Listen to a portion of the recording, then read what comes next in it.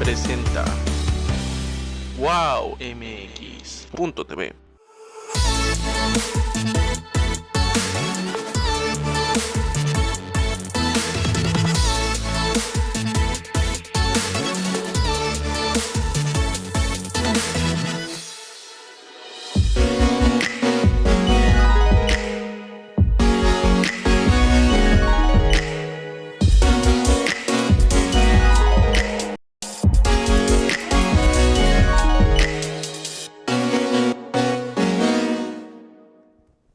Hola amigos de En Tus Propias Palabras, soy Alejandro Ruiz y el día de hoy vamos a tener un programa sumamente interesante. Y lo digo así, con plena convicción.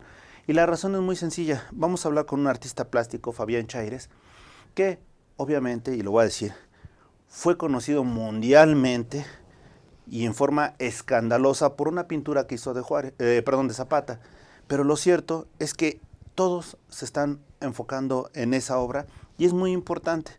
Sin embargo, se les olvida que es un artista y como artista tiene muchas obras más. Fabián, vamos a platicar de muchas cosas, pero sobre todo me gustaría que también llenaras, ahora sí, de tu conocimiento a la gente que nos está viendo sobre realmente quién eres y que eres mucho más que una obra, ¿no? Claro, soy un artista multidisciplinario, he hecho muchas cosas como escultura, coreografía, fotografía, muchas cosas. Y todo lo que sucedió alrededor de mi obra en 2019, en diciembre de 2019, creo que es nada más la punta del iceberg de toda mi carrera. O sea, llevo alrededor de 10 años trabajando en la plástica y es algo que me avala bastante para presumir dónde estoy ahora. Y creo que soy uno de los exponentes del arte, de la pintura y la plástica contemporánea más relevantes.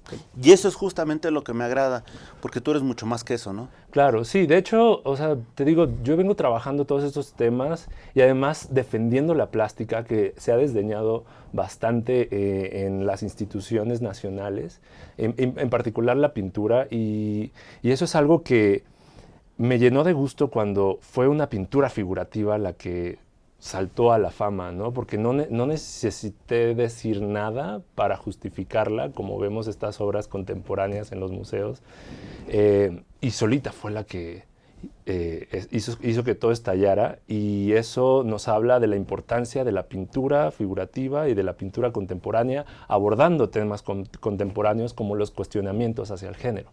No, y te voy a decir algo, yo creo que habla mucho más cosas, yo creo que hasta también muestra una doble o triple moral en México. Sí, eso es algo bastante preocupante, porque creo que de repente estábamos, muchos de los movimientos de la disidencia sexual en particular, estábamos como un poco aletargados y creíamos que habiendo ganado algunos derechos ya era suficiente, pero esto que pasó alrededor de mi obra suscitó una bomba machista, misógina, homófoba, que nos hizo despertar, y creo que eso nos tiene que hacer conscientes de que tenemos que apoyar a todos estos movimientos como el feminista y unir fuerzas para poder encarar y hacer frente a esta situación que realmente no nos hace avanzar como país. No, y además, a reserva de que más adelante volvamos a citar esto, yo también creo que de este tipo de manifestaciones, recuerdo también cuando fue lo de Aura, ¿no? De la novela Aura, que si no mal recuerdo fue en el sexenio de Calderón, que la dejaron de tarea a alguien, a alguna niña, y un secretario de Gobernación, si no mal recuerdo, creo que era Carlos Abascal, no recuerdo en ese momento quién era, quien habló fuerte de, no solo de la obra, sino de lo que estaba pasando con el sistema educativo. Entonces, como que de repente dices, bueno, ahora sí la van a leer, ¿no? Yo creo que en este caso, ahora sí van a ver, o bueno, desde ese momento pusieron más atención en tu obra y en general en este tipo de obras. Sí, que creo que eso es algo que agradezco mucho, o sea, que se tornara la atención hacia lo demás que estoy haciendo. Digo, mucha gente se quedó nada más con la obra La Revolución, pero mucha otra empezó a seguirme, no solo aquí en México, sino alrededor del mundo, y eso me ha traído como muchas oportunidades de trabajo, y además también la oportunidad de poder seguir abordando temas y cuestionando temas que son bastante interesantes y de bastante importancia, como los aspectos raciales, clasistas que vivimos en los mexicanos. Y mira, ahorita estamos viendo algunas de tus obras que más adelante te voy a pedir favor que no las expliques, pero yo quisiera ir un poquito más hacia ti como persona. ¿De dónde surges? De repente el pequeño Fabián estaba en la escuela y se le dio por empezar a pintar a sus compañeritas o vio a alguien, vio al profesor, o ¿qué pasó? ¿Qué pasó en ti? Realmente mi amor por la plástica surgió por los olores y la materialidad. Me gustaban. Para mí la plástica, o sea, la pintura y la escultura resultaba algo mágico, ¿no? Como poder llevar eso que imaginaba a la realidad. Era como aparecer un conejo, ¿no? De repente, como un mago.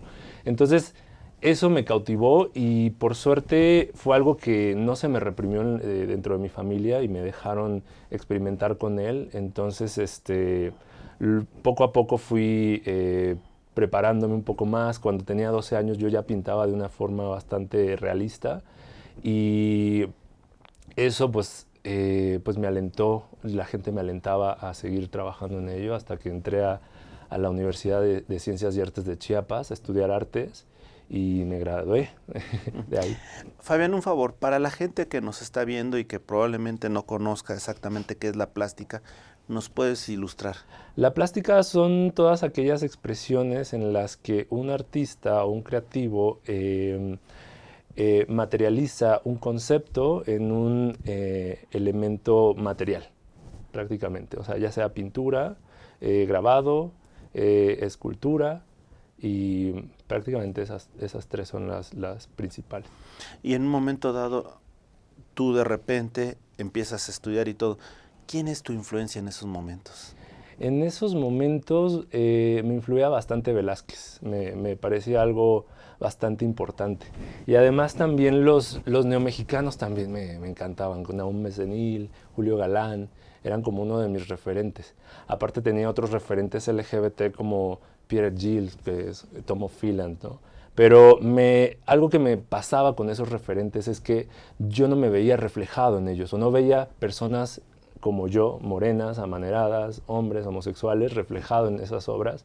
Entonces ahí empieza a surgir esta necesidad de representatividad. Entonces dije, si no hay un lugar para personas como yo en las artes, pues yo voy a construir ese lugar y yo lo voy a hacer. Y así es como inició todo este viaje discursivo con todos estos personajes morenos, amanerados, hombres, disidencias, y que hasta la fecha sigo trabajando con ellos.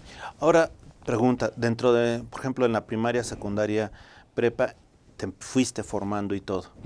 En ese sentido, ¿qué tanto ves que ha cambiado la etapa formativa de las personas en comparación con lo que tú tenías? Creo que siguen habiendo muchas carencias. De hecho, es algo que me preocupa bastante, la enseñanza. ¿Pero carencias en cuanto a qué? En cuanto a educación artística, por ejemplo. Creo que la educación artística se sigue viendo como algo secundario, terciario, como algo de ocio. Y eso es algo que nos debe preocupar, porque cuando hay otros países como Londres que invierte bastante en su cultura porque sabe que es una forma de atraer la economía a su país, en México pues no lo vemos como ocio y no le damos la importancia y damos por hecho de que ya existe, ¿no? Y no lo explotamos. Entonces yo creo que si se empieza a apostar desde sembrar la semilla en niveles como primaria, secundaria, la educación artística, creo que nos puede hacer un país no solo más crítico, sino más productivo y en el que podamos explotar bastante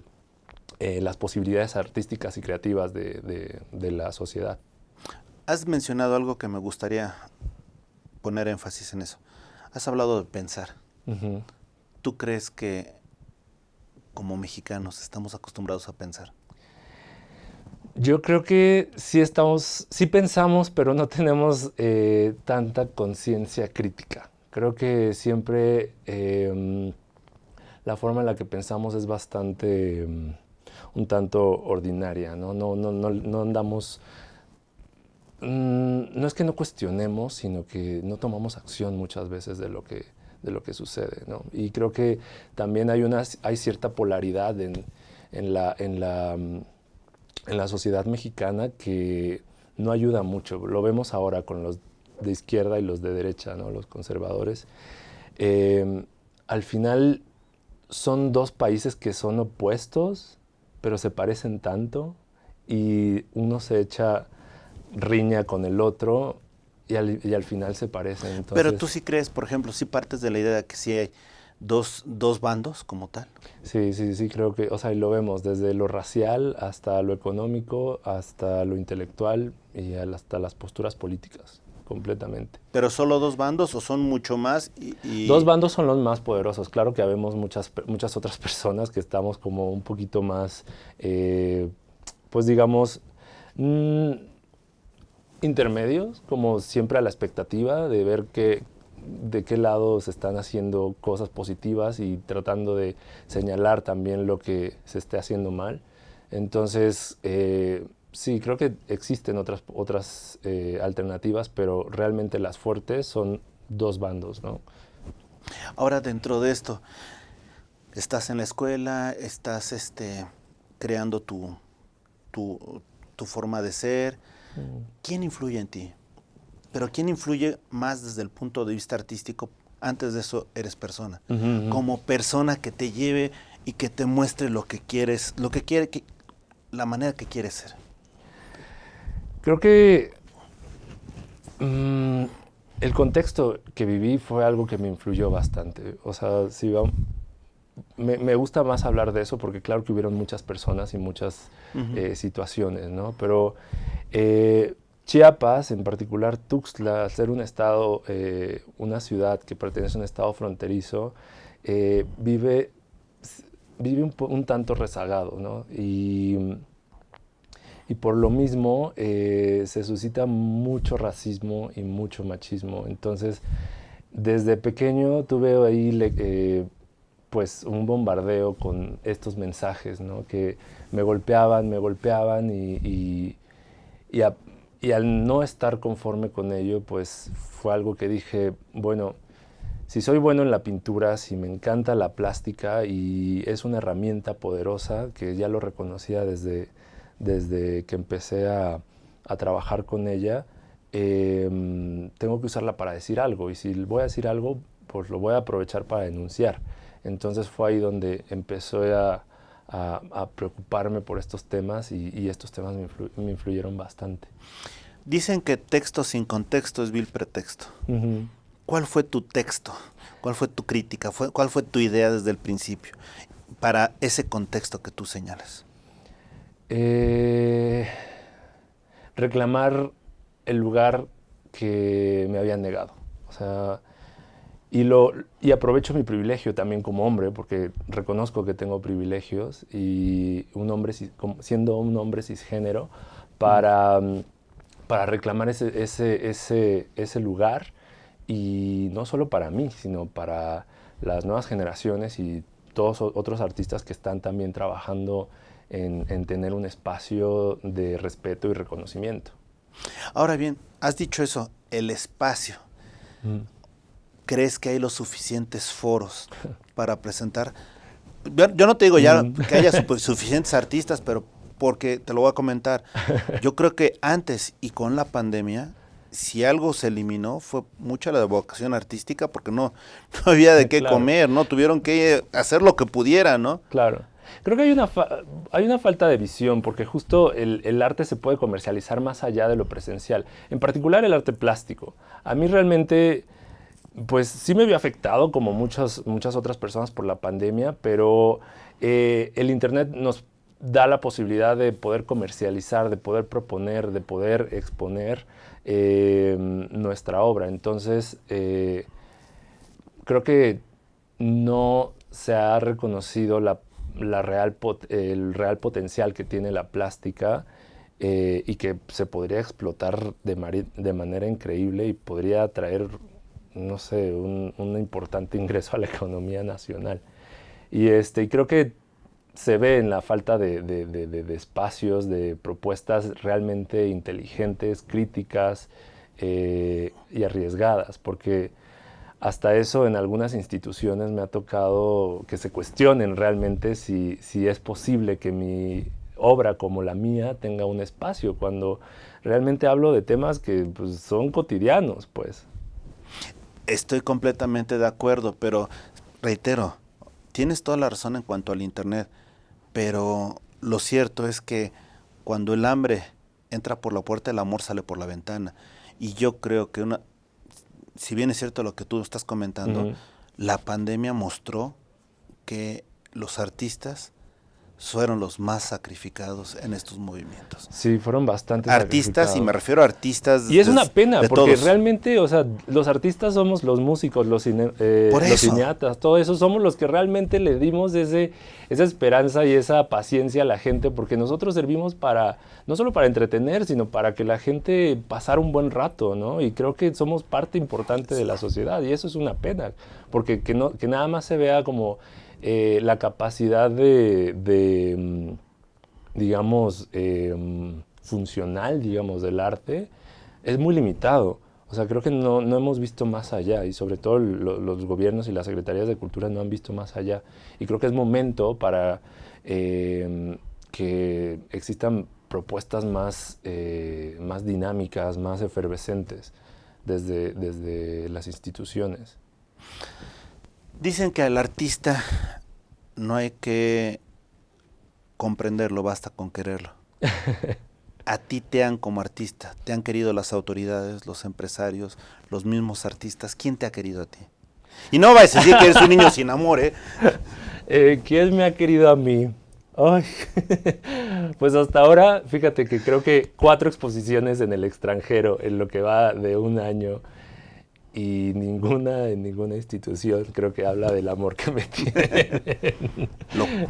Eso es a lo que me refiero, lo cual es triste, ¿no? Claro. Que primero vengan a valorarte de afuera y no de adentro. Sí, bueno, ha pasado con la trayectoria de muchos otros artistas. Así que por eso te digo que es triste. Sí, sí. Eso es muy triste. Sí, es bastante triste, porque justo existe una fuga de talentos. O sea, conozco N cantidad de artistas que la están haciendo afuera, que están buscando oportunidades afuera, y pues lamentablemente aquí no se voltea a ver su trabajo. O el trabajo artístico que se voltea a ver es el que pues ya pertenece a las instituciones, que está institucionalizado, que ha tenido pues apertura por ciertos arribismos, por ciertas palancas y cosas así. Entonces es lamentable, porque se muere todo lo demás que está germinando afuera de esas instituciones. No, por eso yo nada más me pongo a pensar, por ejemplo, la cantidad de extranjeros que están en los medios, en las artistas, aquí en México, ¿no? Y de repente volteas a ver en el extranjero cuántos mexicanos están destacando. Claro. Lo hemos visto quizá en la entrega de los premios Oscar, que claro. En los últimos años han habido 3, 4 directores que han destacado. Pero los demás. Claro. Y después de cuántos años de que han aquí triunfado muchos extranjeros en México, ¿no? Claro, y eso es bien interesante, porque justo hay mucho talento del extranjero que viene a México a tratar de hacer su trabajo, su obra, y aquí encuentra un lugar una plataforma. Y también creo que eso habla de cierto malinchismo, ¿no? Esta como preferencia que se le da a lo externo. Y eso pasa mucho, no solo desde las instituciones con relación a los artistas, sino desde los artistas mismos. Creo que a veces existe un interés por muchos creadores de emular lo que se está haciendo afuera, o sea, propuestas pictóricas, propuestas conceptuales, y no se ve realmente lo que estamos trabajando desde dentro. Y eso es algo a mí que me preocupa, porque pues en vez de abrazar nuestra existencia, estamos renegando de ella. Y fíjate que lo que tú estás comentando es verdaderamente, pues realmente es triste, ¿no? Pero hay algo más, fíjate, dentro de lo que tú estabas comentando de ver tu realidad.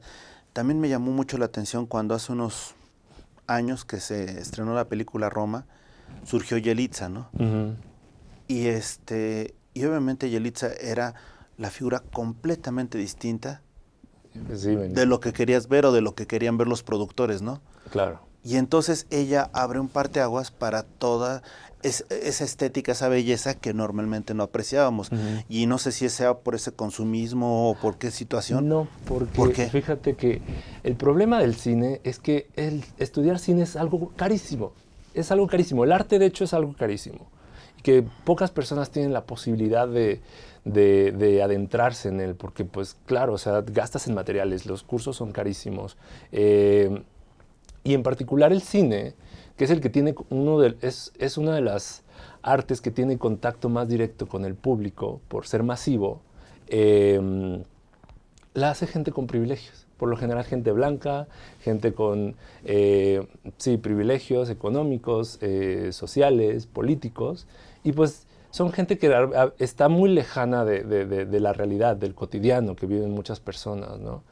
Y creo que eso es algo que le ha hecho mucho daño a México. Creo que, por ejemplo, si realmente las instituciones culturales quisieran hacer algo, por ejemplo, apoyarían las propuestas del cine indígena, por ejemplo, o abrirían posibilidades de estudiar cine o comunicación en comunidades indígenas o en lugares no tan centralizados. Entonces creo que esas son estrategias que podrían funcionar bien para cambiar los paradigmas. ¿Por qué? Porque seguimos viendo en la televisión, en el cine, los mismos estereotipos de que el blanco es el superior y el moreno o el prieto es el jodido, ¿no? Y yo me incluyo como prieto también. Pero es que, mira, yo creo que es parte de una deformación, ¿no?, que tenemos comercial. Y te lo digo porque vamos al mundo de las novelas, de las telenovelas, producto mexicano que decían que era calidad de exportación. Mencióname cuántas personas son de las novelas morenas. y peor aún. Protagonistas. Y aparte, las protagonistas que se supone que son indígenas siempre son mujeres blancas. Y es la mujer blanca que sale de esa precariedad y logra destacar, ¿no? Y eso es horrible, es un mensaje horrible, que solo si eres blanco puedes salir de eso, ¿no? Y eso es algo con lo que hemos vivido muchas generaciones y se nos sigue educando y sigue.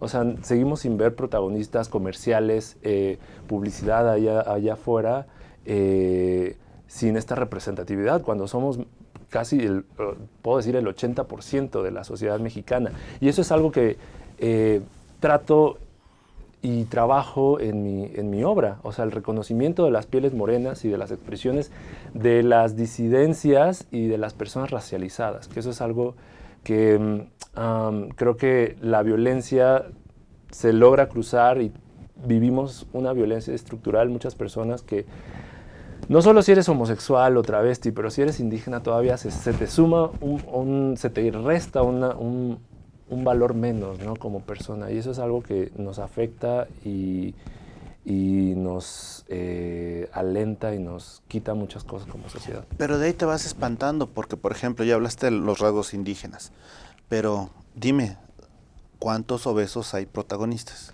Claro, ¿cuántas personas con discapacidad? ¿Cuántos enanos o cuántos? O sea, de repente vas viendo que dice, oye, es el prototipo de un cine que ha generado y que es bonito, porque es la imagen bonita que hemos creado, ¿no?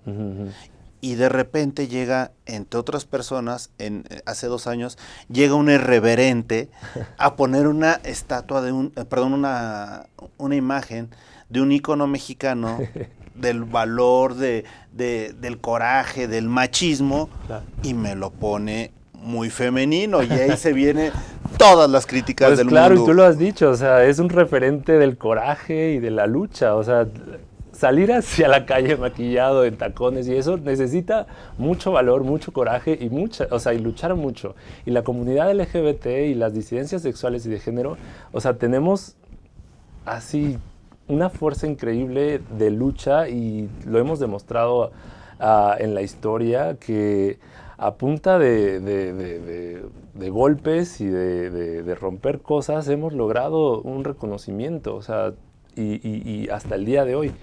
Y eso es lo que significa la imagen de Zapata, es un ícono de lucha. Y aquí lo que yo cuestiono es por qué otras luchas se lo pueden apropiar y adaptar a su movimiento, a su apariencia, por ejemplo los zapatistas que lo ponen con pasamontañas, pero las disidencias sexuales no podemos. Entonces, ¿de quién es la imagen? No es una imagen registrada. Entonces, ¿por qué sí va a ser de unos y de otros no? Es como la Estatua de la Libertad, o sea, puede ser de cualquiera. Es como, no sé, o sea, la alegoría de la justicia, o sea, puede ser de cualquiera. No es de los heterosexuales nada más, no es de las personas blancas nada más, ¿no? No, me parece bien lo que estás comentando, pero de todas formas llegaste y le pegaste, ahora sí que en donde más les duele, a muchísimos que no nos educaron para eso. pues necesitan educarse, ya no hay pretexto. No, de acuerdo, pero es que te das cuenta, o sea, yo hoy por hoy, ¿cómo ves al prototipo de macho? Zapata. Ujú. Sí, de hecho, a partir de Zapata se toma como referente para el cine de oro, ¿no? Que estaba Pedro Infante, Jorge Negrete, todos estos galanes del cine de oro. Y eso fue evolucionando. Creo Pedro que Armendáriz, o sea, Pedro perdóname, Armendáriz, es el ícono, ¿no? Sí, guapísimos. Y sí, o sea, creo que estamos viviendo momentos en los que ya esos arquetipos ya no tienen entrada, o sea, ya no hay lugar para esos arquetipos. Puede ser una opción, pero lo malo de esa opción es que no permite que existan otras opciones. O sea, lo malo... Entonces ya no es opción. Exacto. Es que justamente es lo que estás diciendo. O sea, dices, es que hay opciones, coincido. Ajá. El problema es que cuando limitas todas las opciones a A ya no una, tienes opción. exacto. Y así nos educaron. Y esa es la diferencia del sistema, o sea, esa es la diferencia del sistema que queremos construir las disidencias. ¿No? En el sistema, en la forma organizada en la que queremos que la sociedad funcione es en la que todos, heterosexuales, homosexuales o con quien sea que quieras amar o acostarte, tenga un lugar. La diferencia del sistema en el que vivimos ahora es que solo da entrada a un tipo de expresión, que es la heterosexual. Y todo se horma a ese modelo. Pero bueno, estoy de acuerdo en lo que estás diciendo. Y a ver, respóndeme. ¿Tú qué crees que llegue primero a ser presidente? ¿Un homosexual? O bueno, o alguien que tiene una bisexualidad o una mujer. Te pregunto, ¿cómo estamos educados? Yo creo que una mujer, y tengo esperanzas de que eso sea. Sí, pero ¿tú crees que algún día llegue alguien que esté declarado bisexual a ocupar la presidencia con la forma que Claro, estamos? pues ahora creo que En México. Ajá, sí, digo, todavía es paso a paso. También he de reconocer que la lucha tal vez a veces se puede ganar de tajo, pero a veces hay que ir construyendo y ganando lugares desde muchas trincheras y luchar desde muchas trincheras. Entonces, creo que todavía hace falta trabajo, no lo descarto. Puede ser posible que tengamos un primer caballero. Uh-huh. Pero sí, no lo veo y sería una meta increíble para una sociedad como la nuestra, pero todavía tenemos que construir bastante para ello. Y ahora, dentro de esa situación, te pregunto, llega al arte a veces versiones que no podemos entender, por ejemplo, y me voy quizá con la mayor expresión que tenemos de un hombre. Uh-huh. Cuando quisieron, por ejemplo, algunos artistas transformar al Cristo, al hombre que conocemos, uh-huh, y darles en muchas películas y muchos guiones un sesgo de homosexual, uh-huh, los han destrozado. Ajá. ¿Cierto? Y me acuerdo de cuando se han metido con el clero, que también homosexual, también los han destrozado. Hay películas muchísimas, uh-huh, referencias muchísimas, parcial o totalmente, La Última Tentación de Cristo, uh-huh, Priest, etcétera, ¿no? Uh-huh. Y de repente tú llegas con uno de los intangibles más venerados en México, que es el macho, el libertador, y me lo transformas. Ajá. Te pregunto, en ese sentido, ¿por qué no Juárez? ¿Por qué no Villa? ¿Por qué Zapata? Creo que hay una conexión inmediata con la imagen del revolucionario en mi historia, porque en mi familia hay charros, y es una imagen que se me ha impuesto. Y pues Zapata usó la charrería para construir su imagen, que de hecho eso estaba planteado en la exposición. Y tuve relación con ello, además de que no fue Juárez, porque Juárez no inició el arquetipo del macho mexicano, fue Zapata. Fue Zapata y ni siquiera Villa tampoco, porque no vemos repetida la fórmula de sombrero de charro, macho mexicano, borracho, que sí lo era, pero no vemos reflejado en su imagen. Y a mí lo que me importaba era el ícono, ¿no? Lo reconocible. Y por eso también uso la pintura, porque fue el lugar donde pude trabajar esos símbolos, trabajar ese ícono de forma visible y reconocible en una pintura figurativa. Ahora, dentro de toda esta situación, ¿no tuviste reproches de la familia o de historiadores? Ay, sí, miles, pues todo México se puso a hablar. Pues nunca tuve un diálogo directo con la familia, de hecho fue algo que no me interesaba porque para empezar era darle pan y circo al pueblo, ¿no? Entonces es algo que con lo que no concuerdo y no quiero participar. Entonces, y además, realmente los argumentos que usaban eran bastante pobres, entonces no había entrada para el diálogo con posturas tan limitadas como las de ellos. Ahora bien, te pregunto, dentro de ese arquetipo, Ujú. mi pregunta es, ¿lo humanizaste también con esa presentación? Claro, sí, completamente, porque lo volví contemporáneo, porque las luchas de las disidencias sexuales es algo que está tomando fuerza, que ya no nada más luchamos por tener un reconocimiento en el sistema legislativo y poder casarnos y poder tener los beneficios conyugales y bla, bla, bla, ¿no? Sino también estamos luchando por el respeto y el reconocimiento a nuestras expresiones, a poder salir como tú quieras, a poder expresarte como tú quieras con tu cuerpo, que eso es algo muy importante y eso es un arma muy poderosa. Por eso lo puse desnudo, porque no se escandalizaron porque llevara llevar un vestido, que de hecho había una obra en la que le ponían un mandil y una escoba y nadie le hizo caso. Era por la expresión de su cuerpo y eso habla de las luchas que estamos presentes y estamos vigentes hoy en día, que nos preocupamos por luchar y defender la expresión de nuestros cuerpos. Ahora, dentro de esto, ¿no te llegaron a preguntar ¿y por qué no? ¿Y por qué no? Sí, tal cual, sí. Fue una de las preguntas constantes, pero como te contestaba hace rato, me importaba más bien el arquetipo este personaje como la esencia del arquetipo que pues sigue vigente y le hemos exportado y es reconocible. Ahora, ¿sentiste de alguna manera miedo? Sí, me sentí vulnerable y fue algo que no quise mostrar, porque no quería darles el gusto, quería que me vieran combativo y es algo que cuando sucedieron las agresiones físicas contra las personas que estaban apoyando mi trabajo, dije, ahora sí es personal. Y fue algo que dije, voy a luchar y voy a encarar a todo aquel que esté en contra y que yo pueda hacer algo. Y eso me armó, de ese miedo surgió el coraje para poder enfrentarme a todo este monstruo mediático y discursivo. Pero este monstruo mediático y discursivo también te ha hecho llevar tu obra fuera de México. Sí, les agradezco mucho. Es curioso, ¿no?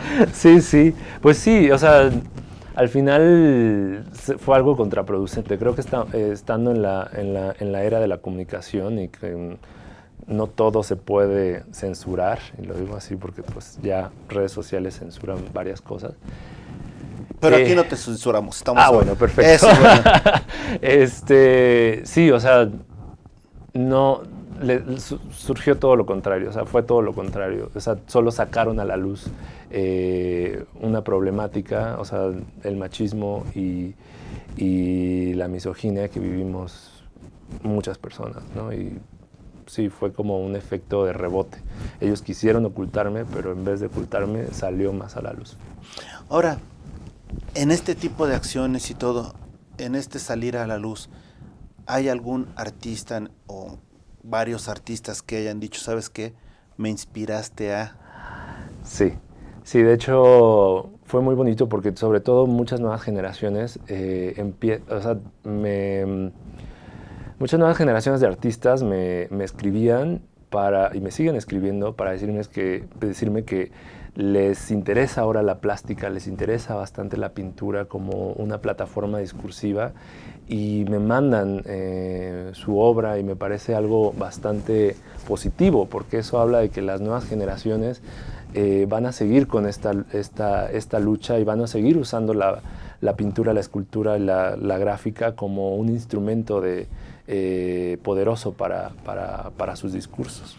Fíjate que lo que hiciste con esto, de alguna manera, me recuerda mucho a lo que pasó en Estados Unidos cuando sacan El secreto en la montaña. Y dicen, oye, ¿cómo puede ser que los vaqueros tienen fama de entrones, Ajá, ajá. casi el macho, y se da esta situación, y de alguna manera es un parteaguas. Estos momentos son de parteaguas, y estos parteaguas en especial, ¿qué tanto crees que favorezcan a la libertad de todas las personas? Completamente, porque si tal vez las instituciones se echen un poco para atrás después de ver todo lo que pasó con esto, la gente va a empezar a exigir, porque ya tiene una referencia positiva de lo que sucedió y de las necesidades que todavía están vigentes a partir de este suceso, de lo que pasó con mi obra La Revolución. Y de eso va una revolución, de pasar de un lugar a otro, de mover las cosas del lugar. Ahora, dentro de esta revolución, ¿a quién reconoces? Como ponentes, como figuras, como caudillos, de los que tú has conocido y que digas, wow, ¿sabes qué? Puedo no estar de acuerdo con su obra, pero respeto su liderazgo y respeto su empuje. Bueno, dentro de lo que pasó o de la historia en general. Dentro de tu formación humana, de tu visión artística. Pues, bueno, uno de mis grandes referentes en la plástica nacional ha sido Siqueiros, porque él estuvo en la Revolución, fue carrancista y además, o sea, llevó todas esas vivencias a su plástica y tenía ahí una postura política con la que me identifico bastante, porque a mí no nada más me gusta hablar de temas por hablar, sino me gusta vivirlos y los vivo y en carne propia y eso me hace tener una visión más objetiva de lo que está sucediendo. Entonces, como referencia podría tomar a Siqueiros, me encanta. ¿Algún otro más a nivel internacional? A nivel internacional, ¿quién podría ser? ¿Quién podría ser? Pues... Uy, en la plástica, revolucionario. Bueno, ya como una referencia visual, Delacroix me encanta. Justo la libertad guiando al pueblo es algo que ha inspirado mucha de mi obra y como este espíritu combativo en mi obra, como de enaltecer la lucha de las minorías. Y esa en particular y Delacroix y esa obra en particular es algo que me sirve como referencia y es uno de mis referentes como para querer alcanzar de mis objetivos. ¿Cuánto tiempo crees que pase para que tus obras estén en los libros de texto? Eso es bien curioso, porque justo me hacían una pregunta muy parecida cuando me entrevistaron para el catálogo de la exposición de Zapata. Me decía, ¿tú crees que tu obra La Revolución sea un icono de la comunidad LGBT? Y yo les dije, eso solo el tiempo lo dirá. Y lo dijo a los 2 meses. Entonces creo que eso es cuestión de tiempo, porque, a ver, hay artistas que tienen una trayectoria increíble, pero no han tenido justicia en las instituciones. Pero yo espero que no pase mucho. Pero ¿no crees que más que justicia a veces es porque no se saben vender? Es decir, estoy de acuerdo que un artista está hecho para crear, pero también, si te das cuenta de los artistas que trascienden, es porque tenían también una idea de vender su arte, saberlo, no me refiero solo a dinero, claro, sino saberlo integrar de hecho, a las necesidades sociales, ¿no? Sí, lo que pasó, por ejemplo, con González Camarena y Diego Rivera. Diego Rivera era el más mediático, el más influyente, el que estaba cerca de las instituciones, Camarena no tanto. Entonces, y para mí, técnicamente, compositivamente, el trabajo de González Camarena es superior a muchos muralistas, pero Diego fue el más influyente. Entonces es el del que hablamos en los libros de historia, del que citamos, del que lo vemos como uno de los mayores exponentes del muralismo, pero justo es por eso, porque se supo vender muy bien. Por eso, entonces yo creo que también es culpa. Bueno, quizá no sea la palabra culpa, no sea adecuada, pero sí es... Yo creo que justo, creo que es que como artistas es echarse un clavado a lo desconocido. No sabes qué tan fondo es, qué tan profundo es el mundo del arte, ¿no? Y qué tan profundo vas a llegar o qué tan lejos vas a llegar. Entonces, si de repente es algo que en lo particular he tratado de trabajar y de hacer presente en mi carrera, como el vender mi obra, el que mi obra esté en muchos lados. Y eso para mí ha sido muy importante porque no solo llevo mi obra al caballete, al lienzo, sino también hago mercancías, hago souvenirs con ello. Y eso es algo que me encanta porque mi obra ahora está en todas partes del mundo y lo consume mucha gente. Entonces es algo que me gusta, que el arte, y sobre todo el arte crítico, esté en el cotidiano. Y justo lo tomo como ejemplo a Frida, que tal vez ella no fue consciente de ella. Pero tú vas a Ámsterdam y te encuentras algo de Frida. Tú vas a China, te encuentras algo de Frida. Y Frida está por todos lados porque se mueve de una forma bastante accesible. Y eso es algo que a mí me gusta hacer con mi obra, moverla de una forma accesible. Regresemos tantito a tus cuadros, si me hace favor producción de ponerlos, y si quieres, aprovechando que los están poniendo, si nos vas platicando qué es lo que quisiste hacer. Aquí este es un homenaje a la pintura de la criolla de Saturnino Herrán. Es mi versión con un charro, como mi versión, mi lado B de la historia. Y aquí sigo cuestionando como el arquetipo del macho mexicano y enalteciendo las expresiones disidentes de género. De hecho, la catedral que está al fondo es la Catedral de Zacatecas porque es la cuna de la charrería. Ok. Y bueno, esta es la invocación. Y en esta prácticamente es una invocación a la feminidad. Y tomo varios elementos, varios elementos de la mitología prehispánica, como la serpiente, el maguey y la muerte, para hablar de la potencia femenina. A pesar de que es un varón. A pesar de que es un varón. De hecho, es la masculinidad invocando a la feminidad. Ok. La venida del Señor. Esta también ha sido un poco polémica en redes sociales. En esta hablo de la hipocresía de la Iglesia Católica y juego de una forma un tanto sutil con todos los elementos o las alegorías que existen dentro del imaginario católico, que también resultan ser bastante sugerentes, ¿no? Como justo el cuadro lo dice, la venida del Señor. Y aquí pues vemos un falo chorreando y dos cardenales lamiéndolo, como alusión a este deseo oculto dentro de las realidades católicas. ¿Lo que son lunas o son auras los que están atrás, perdón? Auras. ¿Auras? Uh-huh. Ok. Y Sí. perdón que te lo diga, también eso también junto con la vela tiene otra connotación, ¿o es mi imaginación? Tú imaginas muy bien. Sí, todo juega. ¿Y esto? Esta sí es mujer, ¿no? No, esta es Mushe. De hecho, esta pintura está inspirada en Lucas Avendaño, que es un activista y artista del performance, al que es Mushe y desaparecieron su hermano hace un par de años atrás. Por suerte ya lo encontraron.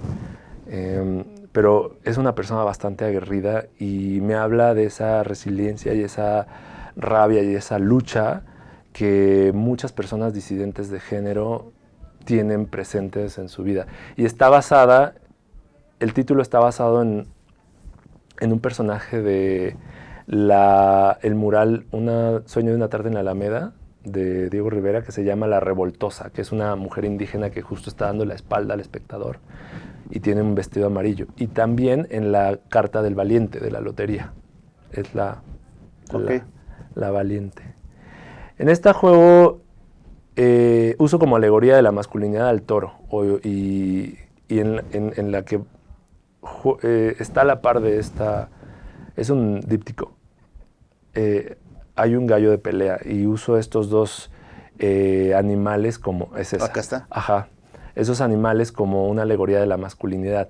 Y estos dos personajes masculinos, con una expresión, digamos, poco usual para la representación de un hombre, están domando a estos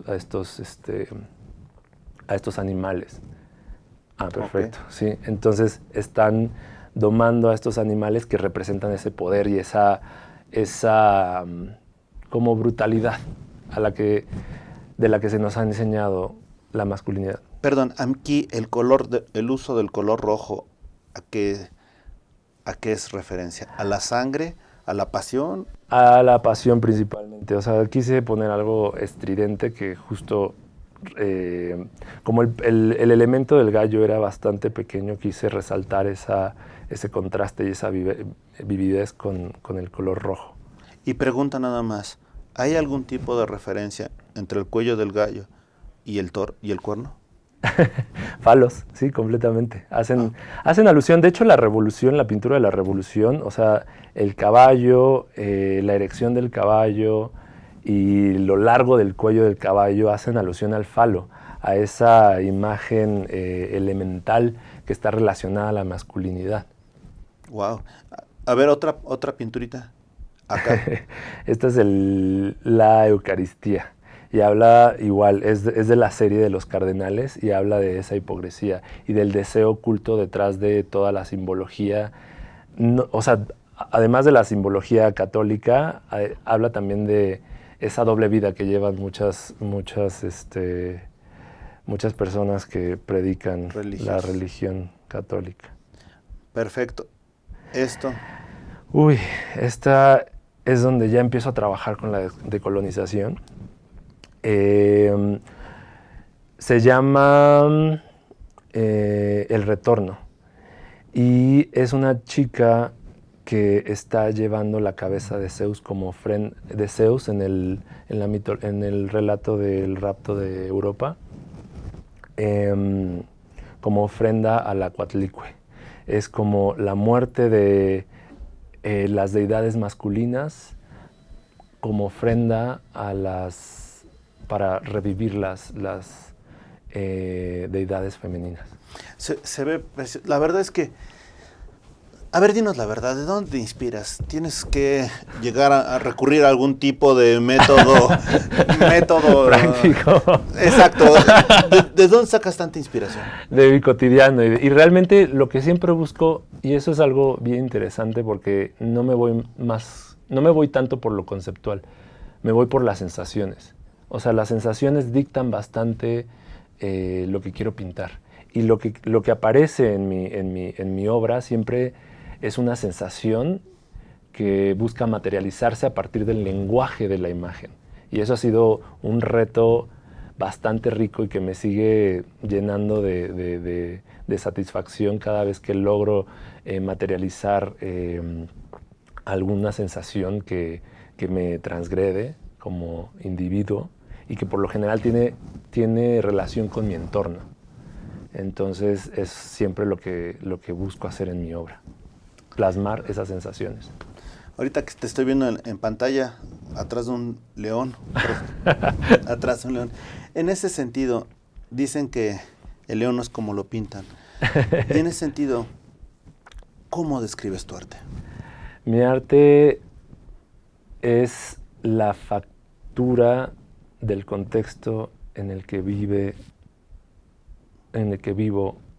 una realidad disidente. Y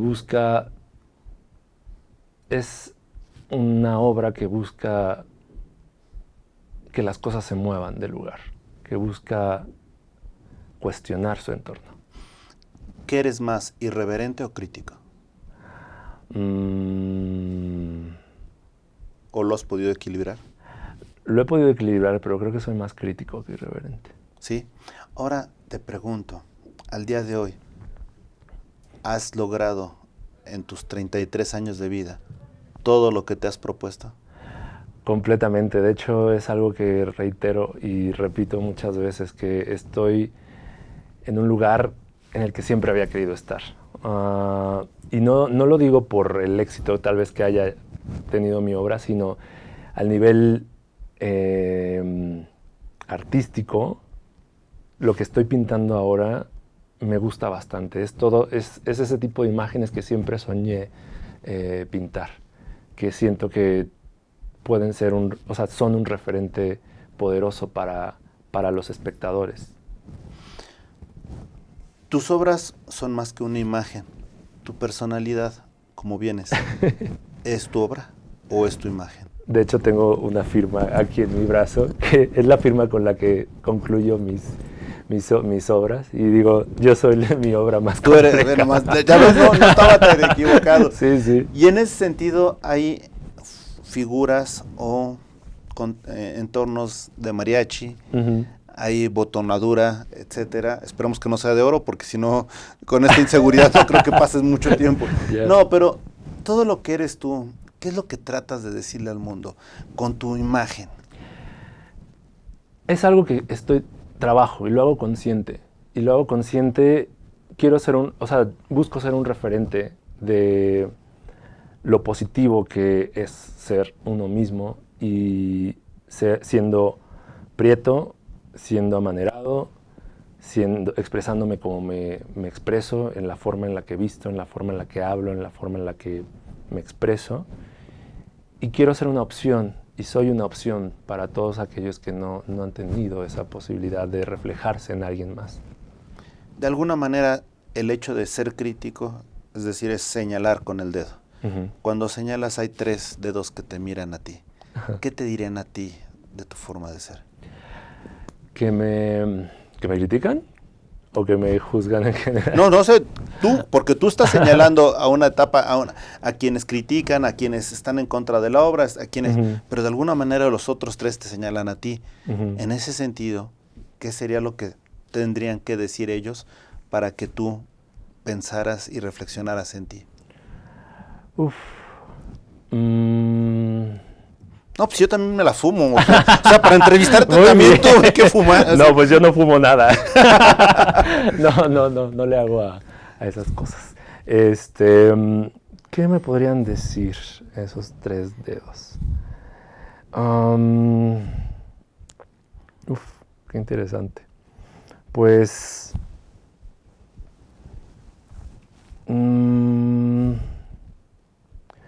podrían tal vez cuestionar el lugar en donde estoy, cuestionar si voy a estar aquí para siempre, o sea, si esta postura la que tengo está aquí para siempre.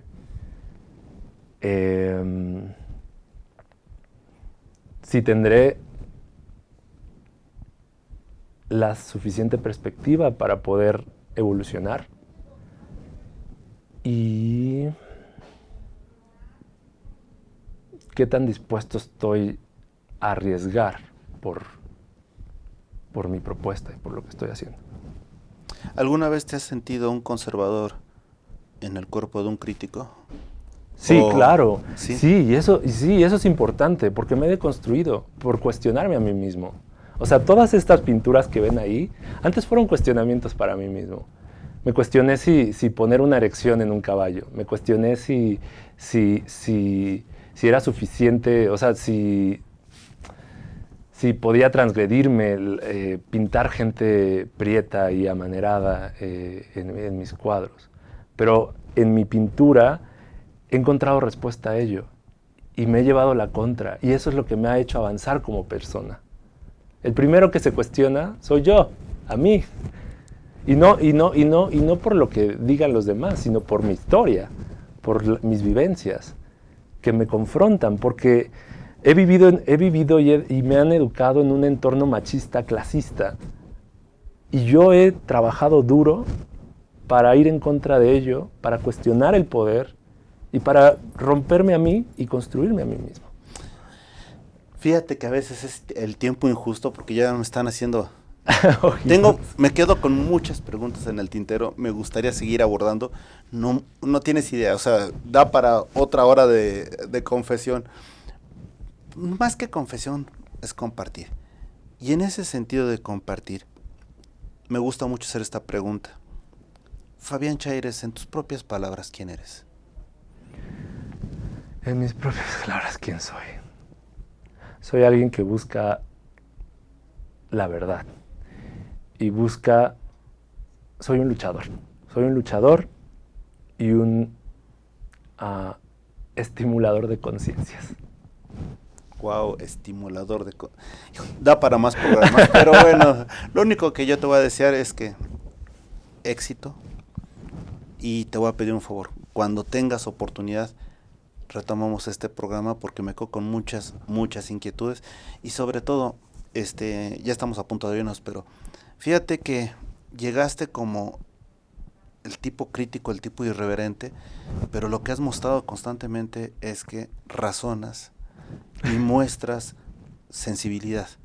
Y yo creo que de esa manera puedes avanzar mucho más que si solo es con un diálogo, como lo describías tú del mariachi, del charro, ¿no? Claro. Diálogo fuerte, a la fuerza. No, eso no. Empatía.